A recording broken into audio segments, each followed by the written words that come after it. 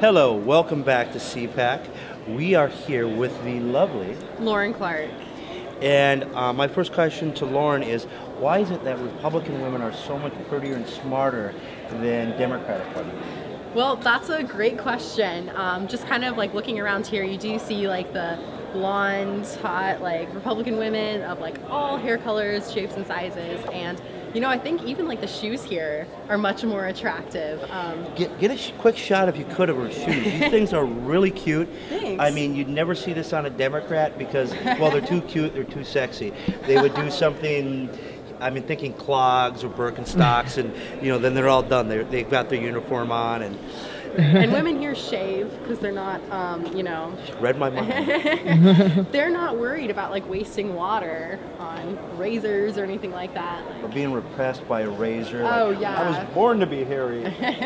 No like oppression here or. So, as a woman at CPAC, and I know everybody claims there's a war on women, do you feel like you're being victimized by a war? You know, I think I am by Democratic men. I think there is a war on women with Democratic men and very, very like left women. Very small Democratic men? Oh yeah, absolutely. You know, like they tried to put me into a category of votes. Let's get the women's votes. Don't look at me as a category. Look at me as a human being. Now, let's talk about some of the negative things that Democrats do. If you were to get on welfare and you get a job, they take you off. If you were to be a single mother and your baby daddy live with you, you're not eligible. Does it kind of seem like they... Oh, by the way, as part of the Communist Manifesto, destroying the normal family is one of the 12 goals of the Communist Manifesto. And if you were to get on welfare in America, you can't have a working man in the house or you lose all your benefits. Do you think that is a form of war on women? Yeah, I would agree so, absolutely. You think that would lead some women to end up with multiple baby daddies? Because if they have a baby daddy with a job, they lose their benefits, they lose EBT, they lose their health care benefits, which they can't afford for them and their child. Is that more of a war on women than, say, a tax cut?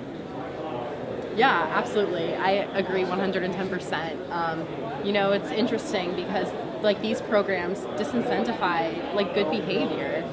It really encourages like the things to go on, and it's just really sad, honestly, because it's these programs to just keep women in an oppressed stage. Couldn't have said it better myself. This is why Republican women are so smart. They can see through Democratic lies that some people don't.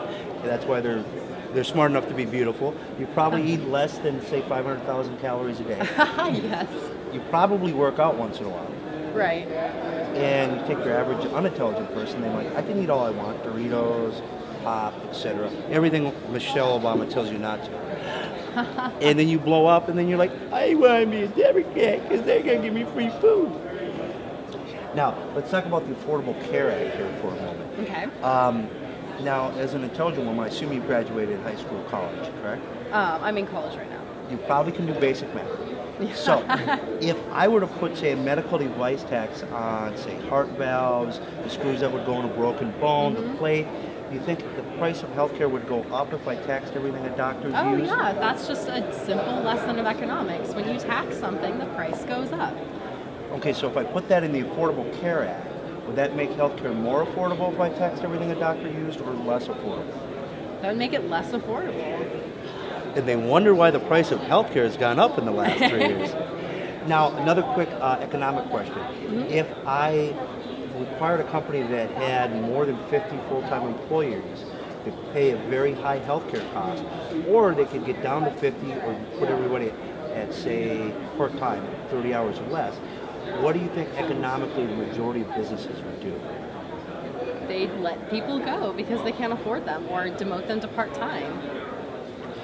She's led into a next section of our project about how people have lost their full-time job, lost their health care, and now have to pay for their own health care out of their part-time paycheck for them and their families. We appreciate your time. Is there anything you'd like to support?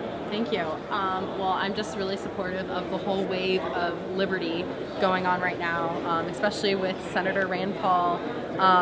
And there's many great organizations that are kind of on this movement right now. Students for Liberty and Young Americans for Liberty are doing great work. The kids there are really pumped, and I think this really is the year to kind of have like more liberty-leaning candidates. Thank you very much. We appreciate your time. Thank you. And we're going to go back to the studio with that, and we want to thank you again.